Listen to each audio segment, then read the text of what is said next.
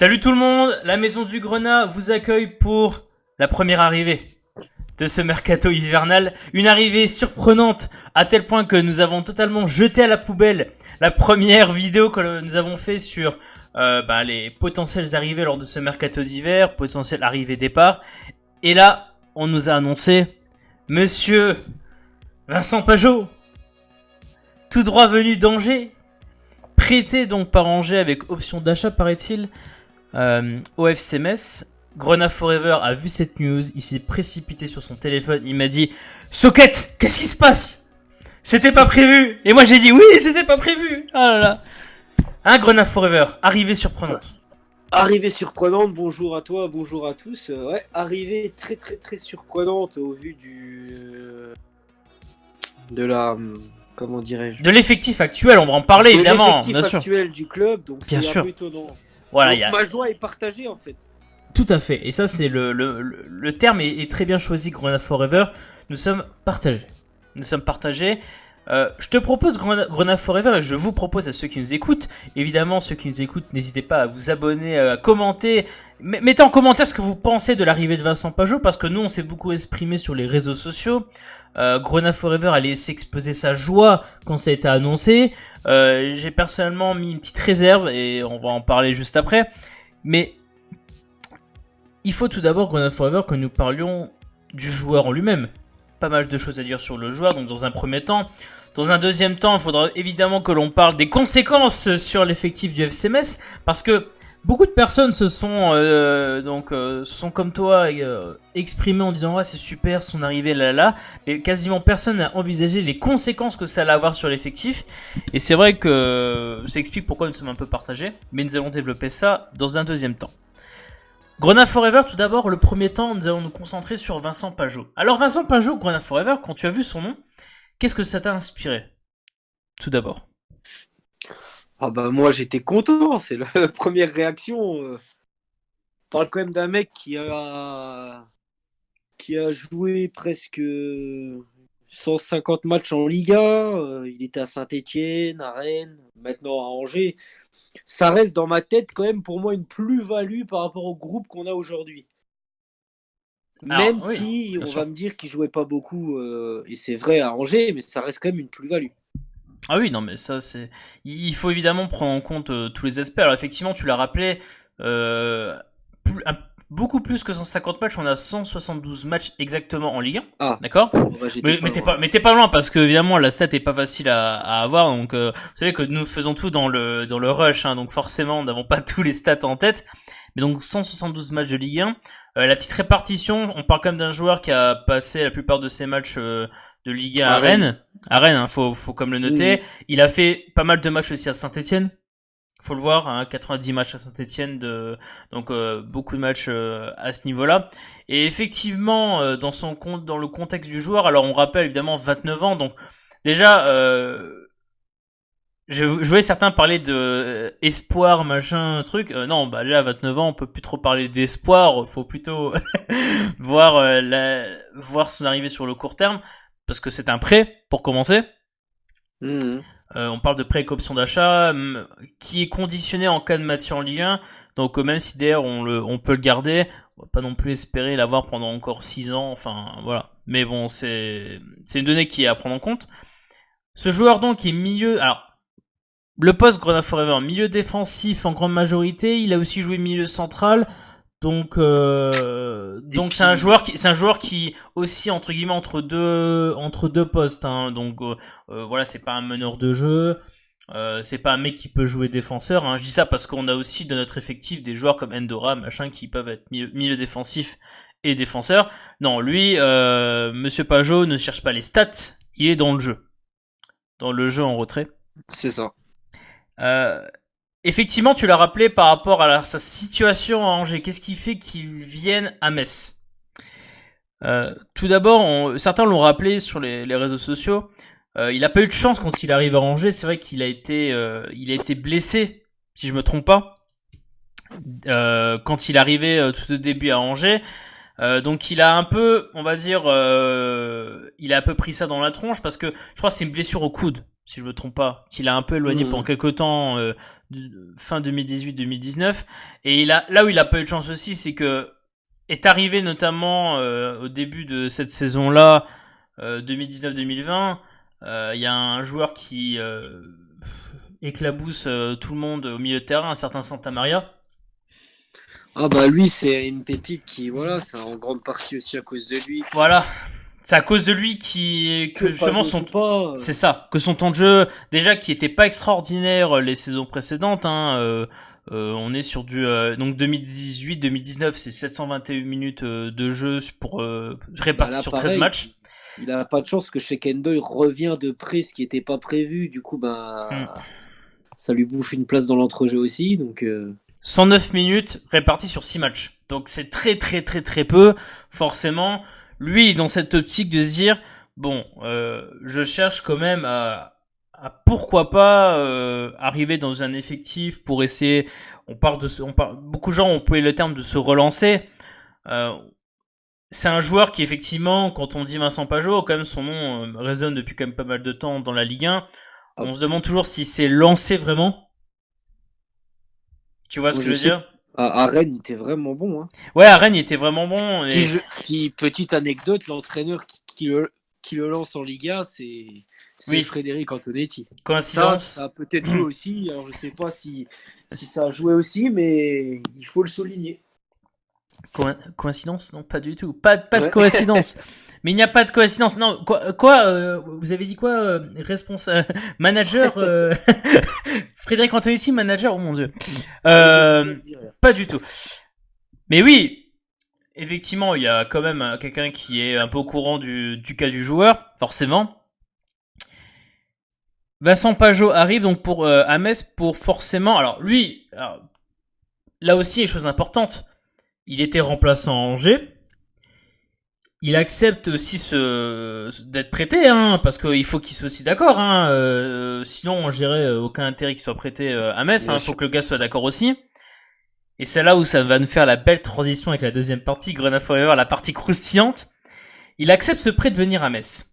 Et là, moi, quand je vois ça, Grenade Forever, je me dis, mais attends une seconde. Il est remplaçant à Angers, une équipe qui tourne plutôt bien, on peut dire, même très très bien, pour son statut. Il vient à Metz, ok. Il a au moins, j'espère, des garanties de jouer de manière conséquente. Parce que entre être remplaçant à Angers et être remplaçant à Metz, évidemment que le gars choisirait d'être remplaçant à Angers, et c'est normal. Bien sûr. Donc le gars vient à Metz, comme je l'ai un peu sous-entendu dans certains tweets, le gars vient à Metz avec des garanties, certainement. Même si c'est un mot que beaucoup de gens n'aiment pas parler de garantie, mais il vient avec des garanties certainement. Et c'est là où on évoque un problème. Quand vous regardez l'effectif au milieu de terrain actuellement, vous avez deux milieux défensifs avec Endoram, Fofana. Alors oui, Fofana peut jouer, et il joue dernièrement beaucoup plus défenseur central que milieu défensif, mais ça reste un milieu défensif quand même. Et dans tous les cas, il y a Endoram, qui lui est un milieu défensif beaucoup plus qu'un défenseur central, donc il y a déjà une concurrence qui est déjà installée à ce niveau-là. Et pour le reste des milieux de terrain, nous avons Koa, nous avons Angban, nous avons Maïga, Nostraoré qui dans le schéma actuel est plus un profil meneur de jeu, donc lui est intouchable forcément. Maïga, vu ses performances, est intouchable. Il reste une place au milieu de terrain si j'exclus le poste de numéro 6 qui se joue entre Angban et Koad. Ou sinon, Vincent Pajot se retrouve en poste de 6 avec à la place d'Endoram. Dans tous les cas, on est d'accord que à l'heure où on parle, si on l'envisage en tant que 8, il y a une sacrée grosse concurrence. Mmh. D'accord ? Et je parle pas des petits jeunes qui sont dans l'effectif pro et qui ne voient pas le bout du tunnel, que ce soit la Saini, ça je les évoque pas, parce qu'aujourd'hui on peut difficilement les évoquer. Donc au poste de 8, c'est la merde parce qu'il y a Hank Banquad qui est déjà là. Et au poste de 6, mon coco, va falloir quand même te débrouiller pour foutre tout de suite Endoram sur le banc. Ce qui est pas sûr. Parce que si t'es pas au niveau, on va pas te faire jouer, quoi, tu vois. Et ça revient à ce qu'on disait, c'est que le milieu de terrain de Metz étant très fourni, on voyait pas avant le début de ce mercato pourquoi est-ce que Metz se renforcerait à ce niveau-là, à moins qu'il y ait des départs. et c'est là l'élément important, Grenade Forever, je vais te laisser la main dessus. Quand tu vois cette arrivée de Vincent Pajot au FC Metz, tu t'es certainement dit comme moi, et nous avons réagi à ce niveau-là, et j'ai vu peu de gens réagir à l'instant T quand l'info était sortie sur « Ok, Vincent Pajot arrive, qui c'est qui dégage ?» Et donc moi je te pose la question, qui c'est qui dégage ? Qui va au placard, qui dégage, c'est qui va au placard, voir qui est vendu, enfin voilà, mais qui va au placard ? C'est compliqué à dire. Kous, s'il doit y avoir un départ, ça ne serait pas Renaud Coad, mais malheureusement, la tendance, je vais vous retourner le problème dans tous les sens. Ah oui. S'il y en a un que je vois partir, même si je trouverais ça aberrant, ça serait plutôt Renaud en fait. Bah oui, parce que déjà pourquoi on dit Renault aussi, parce qu'il y a eu cette rumeur qui a été sortie il y a quelques semaines en disant que éventuellement il y aurait peut-être un projet de reconversion à Strasbourg dans le staff.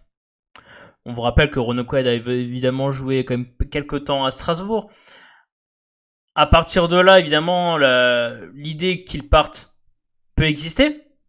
On rappelle aussi que Renaud Coad est libre de tout contrat fin juin 2020, hein, donc à la fin de la saison, ce qui peut donner un peu quand même d'idée, de poids, je dirais, à cette idée. Ce qui est important, c'est de prendre le cas de tous les milieux, de voir qui peut techniquement bouger.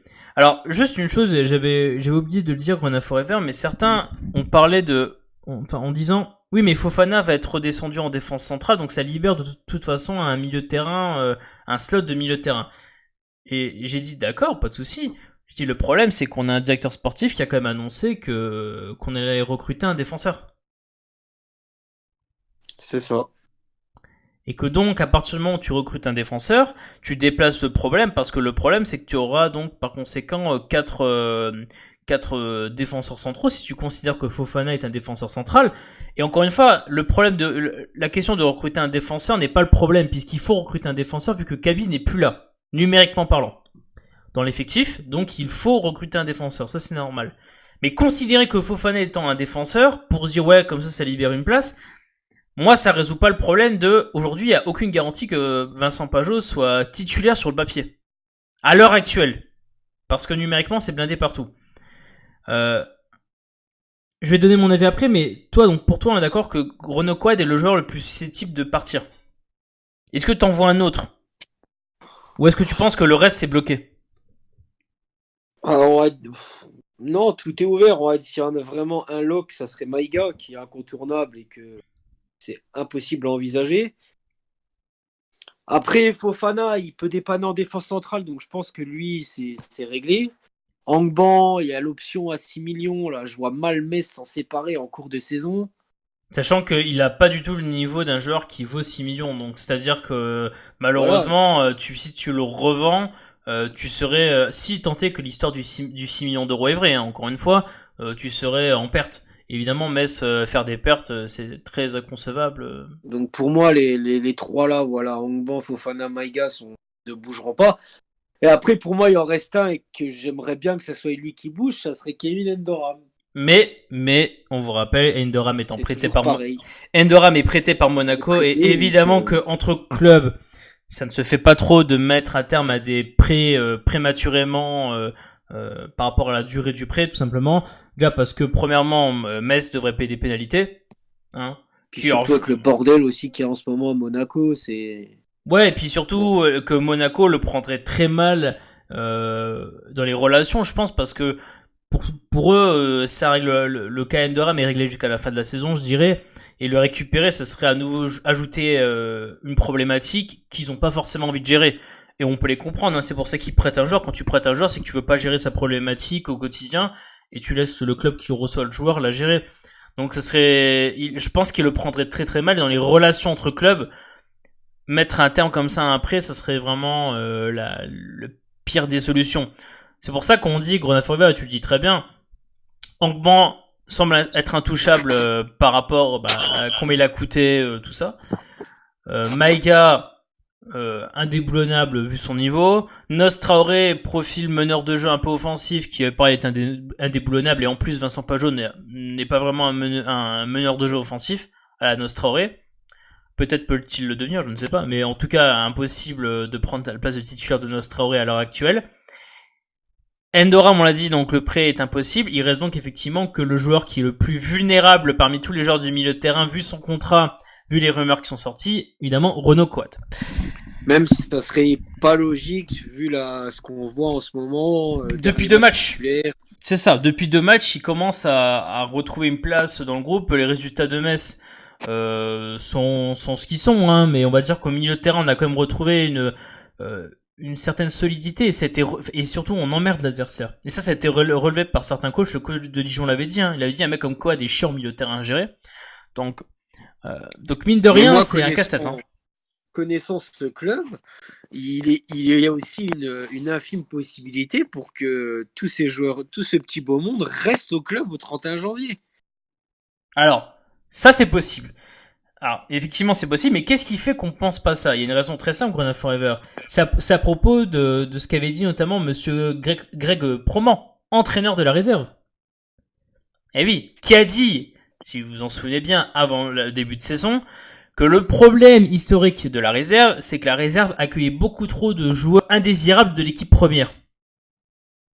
Et que ça plombait l'équipe réserve, et qui disait que ça avait un peu contribué justement à la chute de performance de l'équipe réserve, qui a conduit, comme vous le savez, à sa descente en Régional 4 la saison d'avant.